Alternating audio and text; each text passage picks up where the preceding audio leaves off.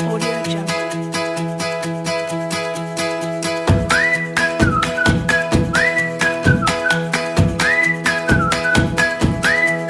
Audio Jungle.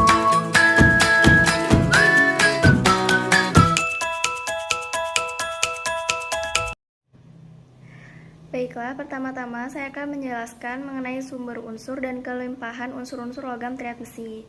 Besi, dalam kulit bumi, besi adalah unsur transisi paling berlimpah keempat, yakni 2,62% atau 6.200 ppm, 62.000 ppm.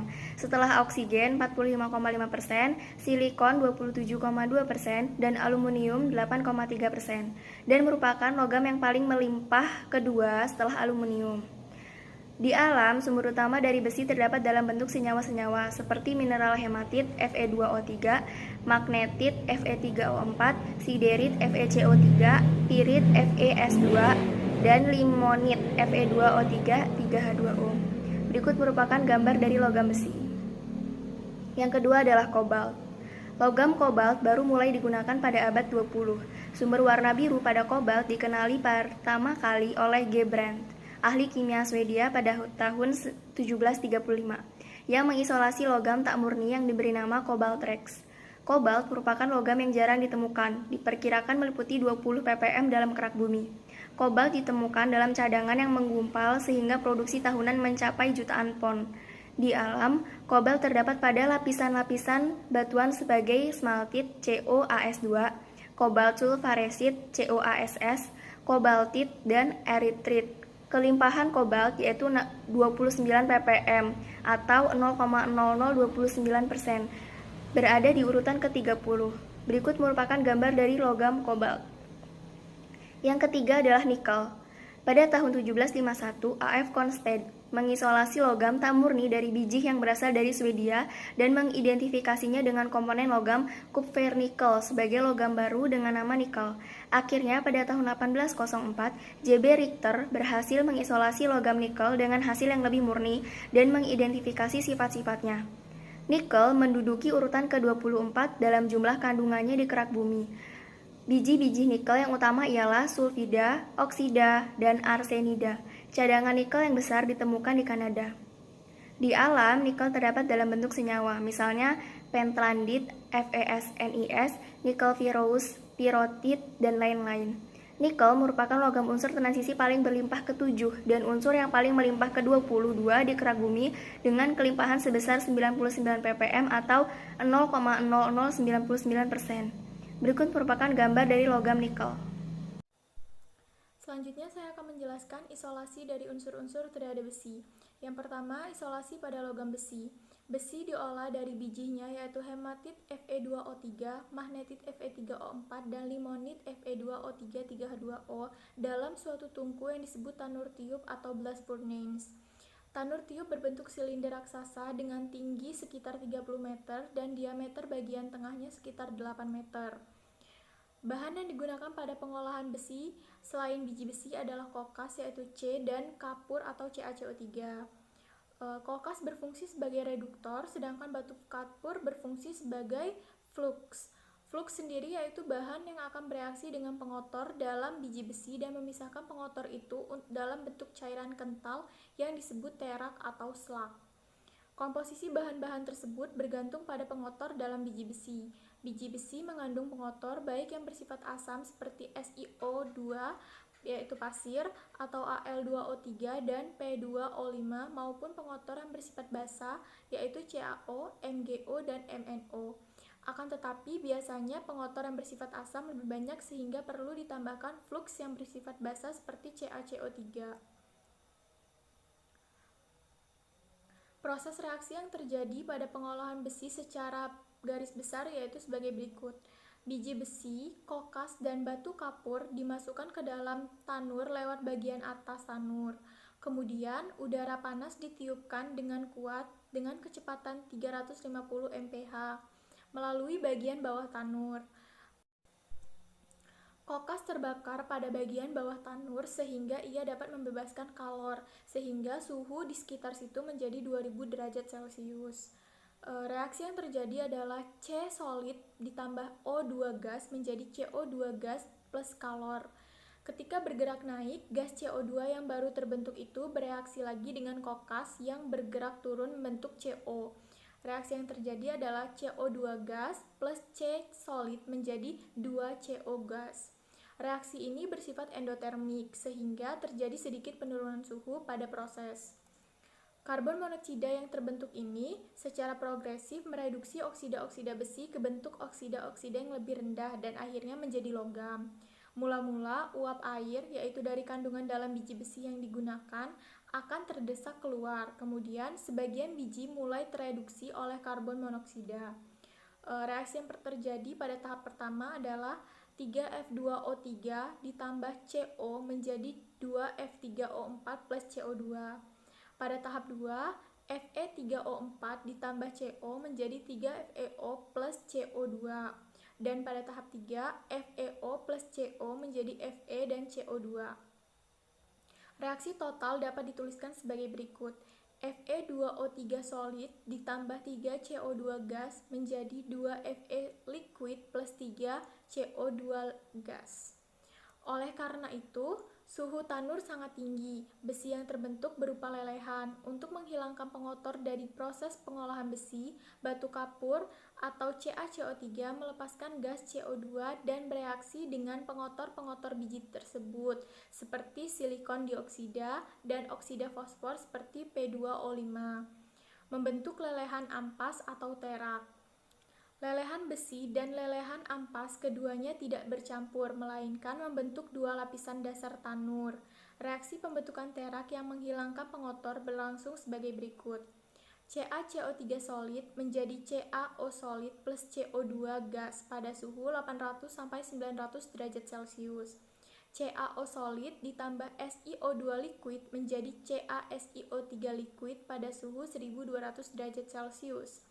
3CaO solid plus P2O5 gas menjadi Ca3PO42 kali liquid pada suhu 1200 derajat Celcius. Besi yang dihasilkan dari tanur tiup disebut besi gubal atau pig iron atau besi kasar. Mengandung kira-kira 95% besi, 3-4% karbon, dan sisanya pengotor lain seperti Mn, Si, dan P. Besi gubal bersifat keras tetapi rapuh. Pada umumnya, sebagian besar besi gubal langsung diproses untuk membuat baja. Sebagian lain dapat dialirkan ke dalam cetakan sehingga diperoleh besi tuang atau cast iron. Besi tempai diperoleh dari besi gubal dengan mengurangi kadar karbon. Besi tempa lebih lunak dan tidak rapuh dibandingkan dengan besi gubal. Isolasi yang kedua adalah isolasi pada kobalt. Nah, jadi pada kobalt ini terdapat 4 macam isolasi. Yang pertama, pemurnian elektrolisis. Yang kedua, pemulihan dari konsentrat tembaga kobalt oksida. Yang ketiga, pemulihan dari biji laterit. Dan yang keempat, pemulihan dari biji arsenit. Langsung saja yang pertama, pemurnian elektrolisis. Nah, produksi logam kobalt umumnya mengandalkan kepada fakta bahwa CO sering terdapat dalam mineral-mineral logam-logam lainnya seperti Ni, Cu, dan Ag. Dan proses akhir meliputi reduksi CO3O4 dengan Al atau C yang diikuti oleh elektrolisis refining. Nah, adapun reaksi yang terjadi adalah COASS kobalit dan FeS dengan bantuan pemanasan dalam udara dan bantuan NO3 dan Na2CO3 menjadi COS, FeS, Fe2O3, dan Na3ASO4. Kemudian dilakukan pemanasan yang kedua dengan bantuan SiO2. Nah, terbentuk CO3O4. Nah, kemudian CO3O4 ini direduksi dengan logam Al sehingga menjadi logam CO dan Fe2O3, Na3ASO4, dan SiO2. Jadi setelah direduksi dengan logam Al didapatkan kobalt murni. Nah, selanjutnya yang kedua adalah pemulihan dari konsentrat tembaga kobalt oksida. Nah, biji dihancurkan dan oksida yang kaya akan kobalt dipisahkan oleh flotasi buih. Nah, konsentrat bantalan kobalt kemudian dicampur dengan kapur dan batu bara dan kemudian dilebur dalam atmosfer yang mereduksi. Besi dan kotoran ringan mengapung ke permukaan sebagai sampah padat atau dikeluarkan dari lelehan sebagai gas.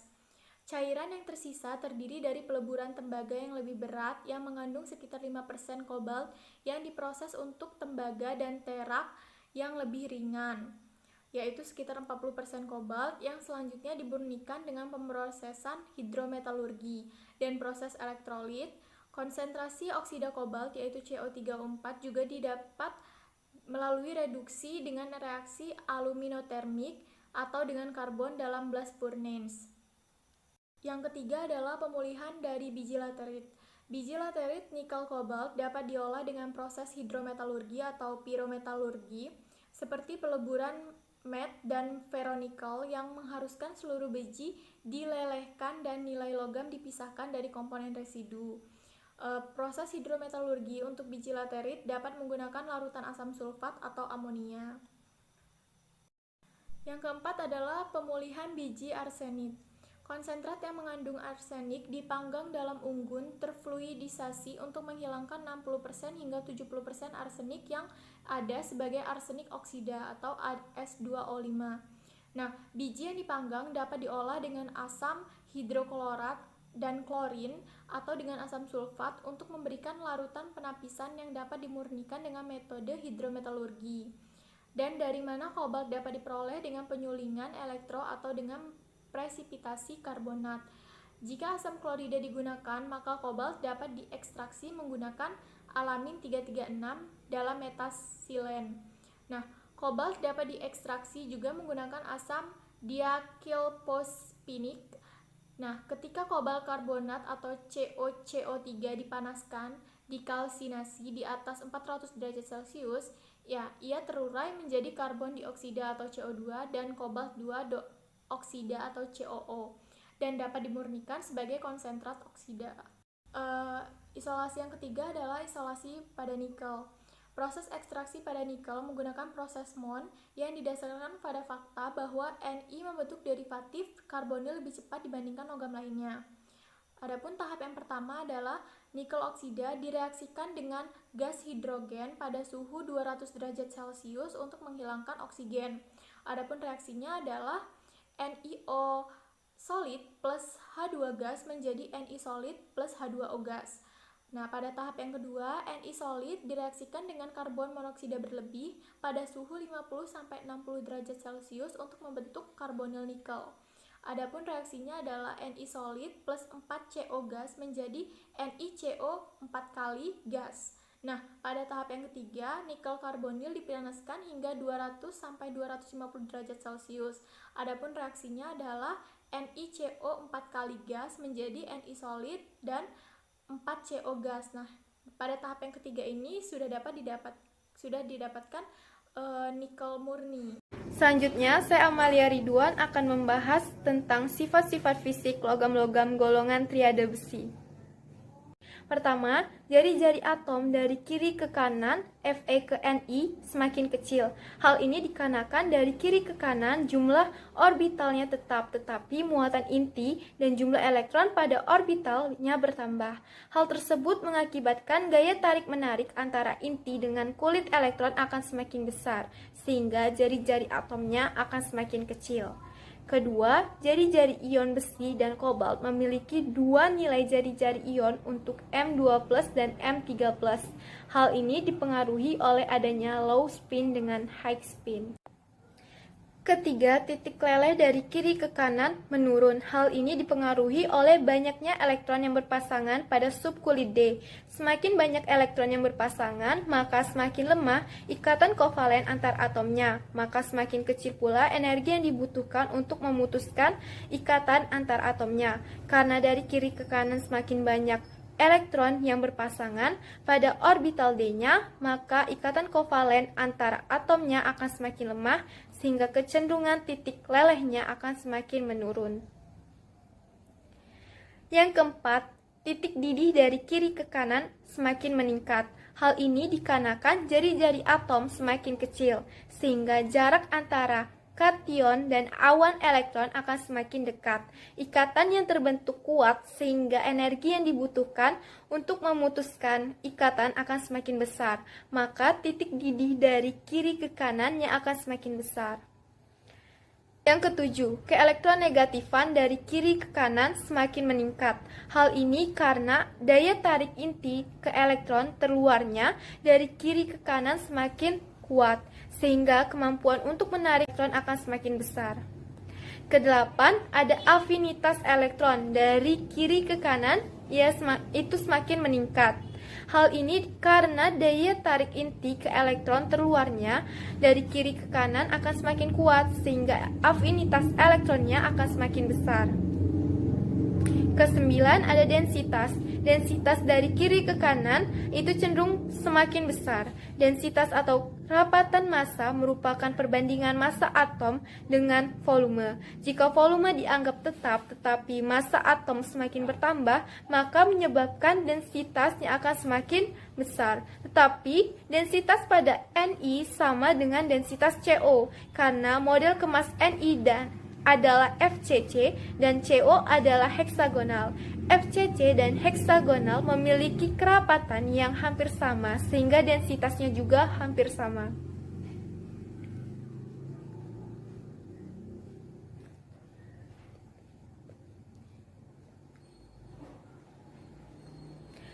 Selanjutnya yang ke-10, potensial elektroda dari kiri ke kanan semakin besar. Hal ini menunjukkan semakin ke kanan akan semakin mudah untuk tereduksi. Ke-11 ada bilangan oksidasi pada unsur-unsur triade besi beragam. Tetapi keberagaman bilangan oksidasi ini tidak sebesar unsur-unsur transisi yang lain seperti vanadium dan mangan. Unsur transisi dapat membentuk senyawa dengan beberapa tingkat oksidasi karena elektron valensi unsur transisi menempati orbital 3d dan 4s. Tingkat energi kedua orbital itu relatif berdekatan. Oleh karena itu, selain elektron pada orbital terluar 4s, untuk transisi periode keempat dapat juga menggunakan elektron pada orbital 3d pada pembentukan ikatan. Selanjutnya akan kami sampaikan adalah dasar-dasar pengelompokan unsur-unsur logam ke dalam triade. Jadi, golongan 8B dalam sistem periodik terdiri atas 3 subgolongan secara vertikal yang disebut dengan triad transisi. Dalam sistem periodik modern, ketiga triad transisi ini diberi masing-masing pengelompokan baru, yaitu nomor 8, 9, dan 10.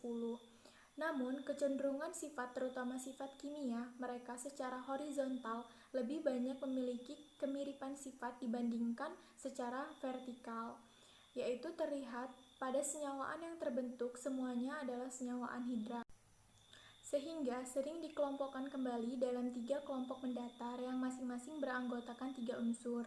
Kelompok pertama pada periode keempat disebut triade besi, yang terdiri dari besi, kobalt, dan nikel. Yang kedua adalah triade platina ringan, yaitu Ru, Rh, dan Pd. Dan yang ketiga adalah triade platina, yaitu Os, Ir, dan Pt. Selanjutnya saya akan menjelaskan tentang sifat kimia atau reaktivitas unsur-unsur logam triad besi terhadap oksigen, nitrogen, hidrogen, halogen, air, dan asam atau basa. Yang pertama adalah oksigen. Besi dapat bereaksi dengan oksigen. Dan adapun reaksinya seperti yang tertera dalam slide PPT. Yang kedua adalah kobalt. Kobalt tidak terlalu reaktif dengan udara, namun pada pemanasan, oksida CO3O4 dapat terbentuk. Jika reaksi dilakukan di atas 900 derajat Celcius, hasilnya adalah kobalt 2 oksida COO. Reaksinya seperti yang tertera dalam slide PPT. Yang ketiga adalah nikel. Logam nikel tidak bereaksi dengan udara di bawah kondisi standar. Pada suhu yang lebih tinggi, reaksi antara logam nikel dan oksigen menghasilkan oksida nikel 2. Dan reaksinya yang tertera dalam slide PPT.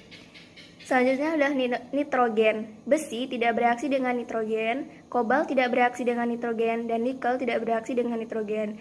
Dan kemudian hidrogen. Besi, kobalt, dan nikel tidak bereaksi dengan hidrogen. Selanjutnya adalah halogen. Besi dapat bereaksi dengan halogen. Adapun reaksi yang terjadi seperti pada slide PPT.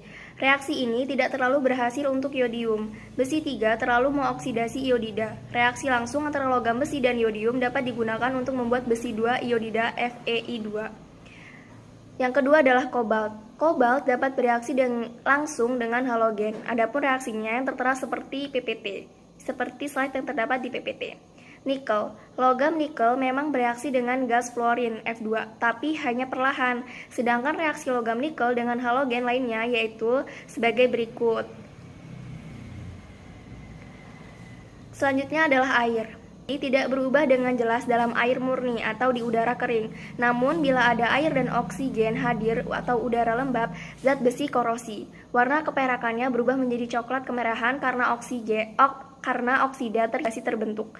Elektrolit terlarut mempercepat mekanisme reaksi, yaitu sebagai berikut.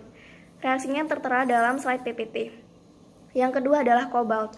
Kobalt tidak bereaksi dengan air, kecuali dalam bentuk senyawanya. Yang ketiga adalah nikel.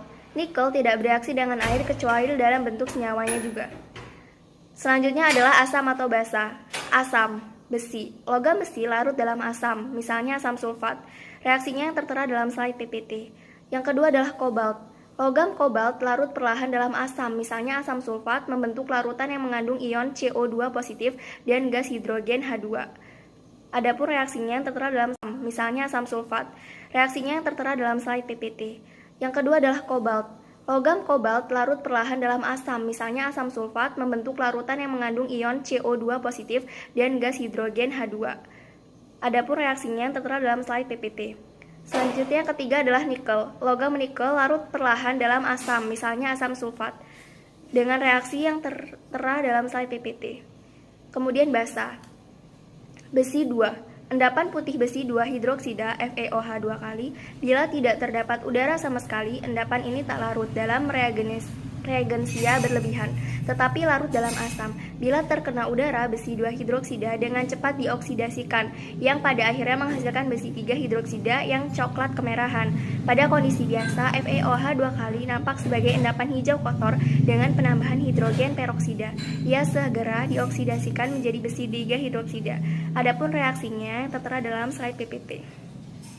Besi 3. Endapan coklat kemerahan besi 3 hidroksida yang tak larut dalam reagensia berlebihan dengan reaksi yang tertera dalam slide PPT. Kobalt atau CO dalam keadaan dingin mengendap suatu garam basa berwarna biru dengan reaksi yang tertera dalam slide PPT. Pada pemanasan dengan alkali berlebihan atau kadang-kadang hanya dengan menambahkan reagensia berlebih, garam basa dapat berubah menjadi endapan kobalt 2 hidroksida. Tetapi sedikit endapan melarut ke dalam larutan. Hidroksida ini perlahan-lahan berubah menjadi kobalt 2 hidroksida yang hitam kecoklatan ketika terbuka terhadap udara. Selanjutnya adalah nikel atau endapan hijau nikel 2 hidroksida dengan reaksi yang tertera dalam PPT. Endapan tak larut dalam reagensia berlebihan, tak terjadi endapan jika ada serta tatrat atau sitrat karena terbentuk kompleks. Amonia melarutkan endapan. Dengan adanya alkali hidroksida berlebihan, garam-garam amonia akan juga melarutkan endapan dalam air murni atau di udara kering. Namun bila ada air dan oksigen hadir atau udara lembab, zat besi korosi. Warna keperakannya berubah menjadi coklat kemerahan karena oksida terbentuk. Elektrolit terlarut mempercepat mekanisme reaksi, yaitu sebagai berikut. Reaksinya tertera dalam slide PPT. Yang kedua adalah kobalt. Kobalt tidak bereaksi dengan air, kecuali dalam bentuk senyawanya. Yang ketiga adalah nikel. Nikel tidak bereaksi dengan air kecuali dalam bentuk senyawanya juga. Selanjutnya adalah asam atau basa. Asam, besi. Logam besi larut dalam asam, misalnya asam sulfat. Reaksinya yang tertera dalam slide PPT. Yang kedua adalah kobalt. Logam kobalt larut perlahan dalam asam, misalnya asam sulfat, membentuk larutan yang mengandung ion CO2 positif dan gas hidrogen H2. Adapun reaksinya yang tertera dalam asam, misalnya asam sulfat. Reaksinya yang tertera dalam slide PPT. Yang kedua adalah kobalt. Logam kobalt larut perlahan dalam asam, misalnya asam sulfat, membentuk larutan yang mengandung ion CO2 positif dan gas hidrogen H2. Adapun reaksinya yang tertera dalam slide PPT. Selanjutnya ketiga adalah nikel. Logam nikel larut perlahan dalam asam, misalnya asam sulfat, dengan reaksi yang tertera dalam slide PPT. Kemudian basa. Besi 2. Endapan putih besi 2 hidroksida FeOH 2 kali. Bila tidak terdapat udara sama sekali, endapan ini tak larut dalam reagensia berlebihan, tetapi larut dalam asam. Bila terkena udara, besi 2 hidroksida dengan cepat dioksidasikan, yang pada akhirnya menghasilkan besi 3 hidroksida yang coklat kemerahan. Pada kondisi biasa, FeOH 2 kali nampak sebagai endapan hijau kotor dengan penambahan hidrogen peroksida. Ia segera dioksidasikan menjadi besi 3 hidroksida. Adapun reaksinya tertera dalam slide PPT. Besi 3. Endapan coklat kemerahan besi 3 hidroksida yang tak larut dalam reagensia berlebihan dengan reaksi yang tertera dalam slide PPT. Kobalt atau CO dalam keadaan dingin mengendap suatu garam basa berwarna biru dengan reaksi yang tertera dalam slide PPT. Pada pemanasan dengan alkali berlebihan atau kadang-kadang hanya dengan menambahkan reagensia berlebih, garam basa dapat berubah menjadi endapan kobalt 2 hidroksida. Tetapi sedikit endapan melarut ke dalam larutan. Hidroksida ini perlahan-lahan berubah menjadi kobalt 2 hidroksida yang hitam kecoklatan ketika terbuka terhadap udara. Selanjutnya adalah nikel atau endapan hijau nikel 2 hidroksida dengan reaksi yang tertera dalam PPT.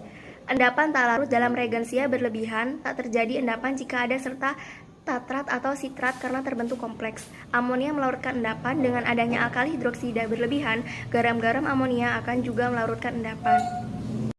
Selanjutnya, senyawaan unsur-unsur logam triade besi yang akan saya sampaikan sendiri. Seperti yang telah diketahui bahwasanya triade besi itu terdiri dari 3. Yang pertama itu besi, yang kedua itu kobalt, dan yang ketiga itu nikel. Nah, untuk senyawaan logam triade besi yang pertama itu ada senyawaan dengan halida. Nah, seperti yang diketahui bahwasanya besi terdiri dari 2, yaitu fero dan feri. Nah, fero bereaksi dengan halida menghasilkan besi 2 halida, sedangkan feri bereaksi dengan halida menghasilkan besi 3 halida. Nah, yang pertama itu dia ada si fero, besi 2 bereaksi dengan klorida menghasilkan besi 2 klorida yang berwarna kehijauan. Nah, yang kedua itu ada feri atau besi 3 positif bereaksi dengan klorida menghasilkan besi 2 klorida yang berwarna coklat tua. Nah, yang ketiga ada besi 3 atau feri bereaksi dengan bromida menghasilkan besi 3 bromida. Nah, yang terakhir itu ada si fero, Fe2 positif bereaksi dengan iodida menghasilkan besi 2 iodida. Selanjutnya ada kobalt. Yang pertama itu ada kobalt 2 klorida. Nah, kobalt 2 klorida ini berbentuk kristal berwarna biru. Dibuat dengan cara mereaksikan kobalt dengan klorida menghasilkan kobalt 2 klorida.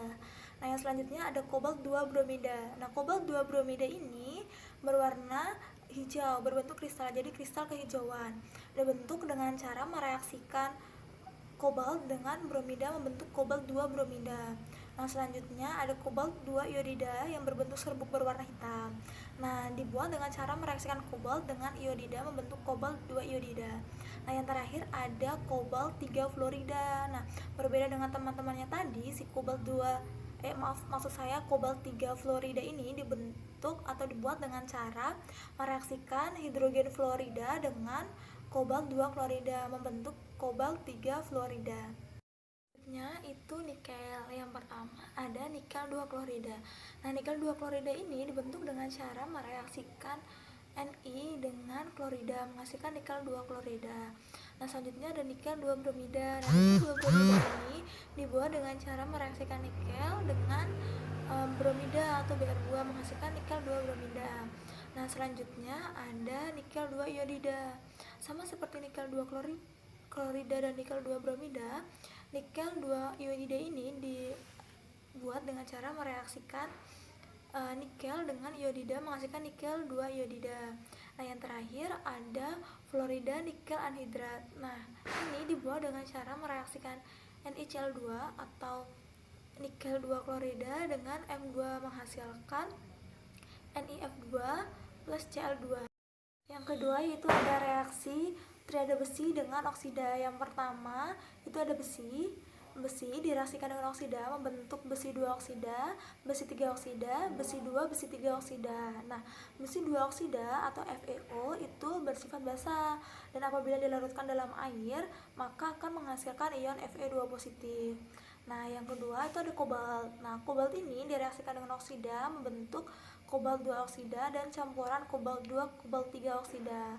Nah, kobalt 2 oksida ini bila dipanaskan pada suhu 600 sampai 700 derajat Celcius, dia akan menghasilkan kobalt 2 kobalt 3 oksida yang berwarna hitam. Yang selanjutnya ada nikel. Nah, salah satu senyawa yang dianggap ada untuk menjelaskan oksida nikel ini ada NiO2 dan Ni2O3. Nah, selain itu juga terdapat NiO dan bauxit. Namun, oksida logam ini sangat jarang ditemukan. Nah, NiO itu dapat dibentuk dalam beberapa cara. Salah satunya dengan cara pemanasan di atas suhu 400 derajat Celcius. Bubuk nikel yang direaksikan dengan oksida menghasilkan NiO atau nikel 2 oksida. Yang selanjutnya ada reaksi triada besi dengan hidroksida. Dimulai dari besi itu kan ada dua, sesuai kesepakatan kita tadi, sesuai fakta yang ada besi 2 dan besi 3. Nah, untuk besi 2 ini apabila direaksikan dengan natrium hidroksida atau NaOH, dia akan membentuk FeOH 2 kali. Keadaan ini maksudnya si FeOH 2 kali ini dibentuk apabila tidak ada udara sama sekali. Nah, si FeOH 2 kali ini juga tidak larut dalam reagen yang berlebihan, tetapi dia larut dalam asam. Nah, apabila dibiarkan dalam udara terbuka, si FeOH 2 kali tersebut akan teroksidasi menjadi besi 3 hidroksida atau FeOH 3 kali yang berwarna coklat kemerahan. Pada keadaan biasa, FeOH 2 kali atau besi 2 hidroksida itu berwarna hijau kotor. Nah, apabila direaksikan atau ditambahkan hidrogen peroksida atau H2O2, maka si besi 2 hidroksida ini akan teroksidasi menjadi besi 3 hidroksida atau FeOH 3 kali. Nah, selanjutnya ada Fe atau FeOH 3 kali. Maksud saya Fe atau Fe3 positif. Nah, bila direaksikan dengan natrium hidroksida, maka ion OH- tersebut akan bereaksi dengan Fe3 positif menghasilkan FeOH 3. Selanjutnya reaksi kobalt dengan hidroksida, salah satunya adalah natrium hidroksida. Jadi si kobalt ini dalam keadaan dingin mengendap menjadi garam basah berwarna biru. Nah, reaksinya itu adalah seperti di slide, CO2 positif direaksikan dengan natrium hidroksida, maka OH-nya yang akan bereaksi dengan si kobalt plus NO3 negatif menghasilkan CuOH-NO3. Nah, CuOH-NO3 ini adalah garam basa yang berwarna biru. Nah, pada pemanasan alkali yang berlebihan, nah garam basa itu diubah menjadi endapan kobalt 2 hidroksida atau CuOH 2 kali. Nah, reaksinya bisa dilihat di layar, si 4CuOH-NO3 plus OH negatif menjadi CuOH 2 kali yang berwarna merah jambu plus NO3 negatif. Nah, endapan ini sedikit endapan itu melarut pada larutan. Nah, hidroksida perlahan-lahan berubah menjadi kobalt 2 hidroksida yang hitam kecoklatan ketika dibiarkan dalam udara terbuka. Jadi si kobalt 2 hidroksida ini teroksidasi menjadi kobalt OH 3 kali ketika diletakkan dalam udara terbuka yang berwarna hitam kecoklatan. Ini adalah reaksi nikel dengan natrium hidroksida. Nah, nikel direaksikan dengan natrium hidroksida membentuk nikel 2 hidroksida yang berwarna hijau. Nah, endapan nikel 2 hidroksida ini atau NiOH 2 kali itu tidak larut dalam reagen yang berlebihan. Nah, apabila nikel 2 hidroksida ini ditambahkan natrium hipoklorit, dia akan teroksidasi menjadi nikel 3 hidroksida atau NiOH 3 kali. Selanjutnya reaksi nikel dengan amonia. Nah, nikel direaksikan dengan amonia membentuk nikel 2 hidroksida. Nah, nikel 2 hidroksida ini apabila ditambahkan amonia lagi, dia akan membentuk suatu kompleks yaitu NiNH3 6 kali 2 positif. Nah, NiNH3 6 kali 2 positif ini berwarna biru tua. Nah, yang selanjutnya adalah reaksi logam triada besi dengan senyawa kompleks. Yang pertama besi. Nah, besi itu direaksikan dengan logam alkali menghasilkan 2 garam, yaitu ferrosianida dan ferrisianida. Nah, ion ferri direaksikan dengan ferrosianida akan membentuk suatu kompleks berwarna biru Prusia, yaitu si ferrosianida. Nah, reaksinya bisa dilihat pada slide. 4 Fe3 positif direaksikan dengan 3 FeCN 6 kali 4 positif membentuk suatu kompleks, yaitu Fe4 FeCN 6 kali 3 kali. Nah, apabila si ion ferro direaksikan dengan si ferrisianida akan menghasilkan suatu kompleks, yaitu ferrofерrisianida yang berwarna biru tumbul. Nah, reaksinya adalah 3 Fe2 positif direaksikan dengan 2 FeCN 6 kali 3 positif membentuk suatu kompleks, yaitu Fe3 kali FeCN 6 kali 2 kali. Selanjutnya adalah reaksi kobalt dengan senyawa kompleks. Nah, semua senyawa kobalt 3 itu mengabsorpsi geometri oktahedral, misalnya ion heksaamina kobalt 3 dan heksaamino kobalt 3. Nah, ion kompleks heksanitro kobalt 3 ini berwarna kuning dan biasanya dibuat dari garam natriumnya, tapi menunjukkan sifat yang tak lazim. Nah, seperti lazimnya garam-garam alkali, NaCoNO2 6 kali itu larut dalam air, tetapi kaliumnya sangat sukar larut dalam air. Nah, sifat ini merupakan salah satu reaksi petunjuk kualitatif adanya ion kalium. Nah, adapun reaksinya dapat dilihat pada slide. Nah, selanjutnya itu ada kobalt 2. Nah, garam kobalt 2 ini dapat berwarna pink dan berwarna biru. Dia berwarna pink apabila dia mengabsorpsi geometri oktahedral. Contohnya adalah COH2O 6 kali 2 positif. Sedangkan dia berwarna biru apabila dia mengabsorpsi geometri tetrahedral. Contohnya adalah COCl4 2 negatif. Nah, kristal COCl2 6H2O itu berwarna pink. Demikian juga dalam larutan air. Nah, namun pada penambahan HCl pekat akan diperoleh warna biru karena terbentuk ion tetrahedral, yaitu COCl4 2 negatif. Nah, reaksinya dapat dilihat di slide. Yang pertama itu COH2O 6 kali 2 positif yang berwarna biru ditambahkan dengan HCl pekat, maka yang akan berasal adalah ion Cl negatif membentuk COCl4 2 negatif yang berwarna biru dan 6H2O. Yang selanjutnya adalah nikel. Nah, endapan hijau nikel 2 sianida, yaitu yang didapat dengan mereaksikan nikel dengan asam sianida menghasilkan nikel 2 sianida, yaitu NiCN 2 kali. Nah, endapan ini mudah larut dalam reagen yang berlebihan. Nah, pada mana timbul berwarna kuning yang disebabkan oleh terbentuknya ion kompleks tetrasianonukleat 2, yaitu NiCN 2 kali direaksikan dengan reagen yang berlebihan, yaitu Cn negatif menghasilkan NiCN4 2 negatif. Nah, asam klorida encer mengurangi kompleks ini dan endapannya muncul lagi. Jadi ketika dia ditambahkan asam encer, maka si kompleks ion kompleks tetrasionukleat 2 ini akan bereaksi dengan H positif menghasilkan NiCN2 plus 2HCN. Jadi asam sianida yang terbentuk lagi dan endapannya berkurang. Nah, jika larutan tetrasionukleat 2 ini dipanaskan dengan larutan natrium hipobromit yang didapat dari menambahkan air brom pada natrium hidroksida. Nah, kompleks ini akan terurai membentuk suatu endapan nikel 3 hidroksida yang berwarna hitam. Reaksinya itu bisa dilihat di slide.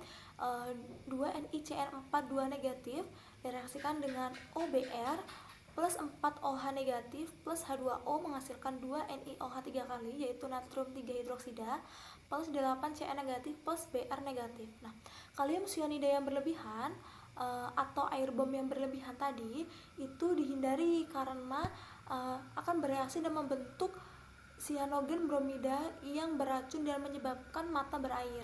Jadi kalau menambahkan itu tidak boleh berlebihan, takutnya akan membentuk suatu sianogen bromida yang beracun. Reaksi cyanogen bromida itu adalah Cn negatif plus Br2 menghasilkan BrCN plus Br negatif.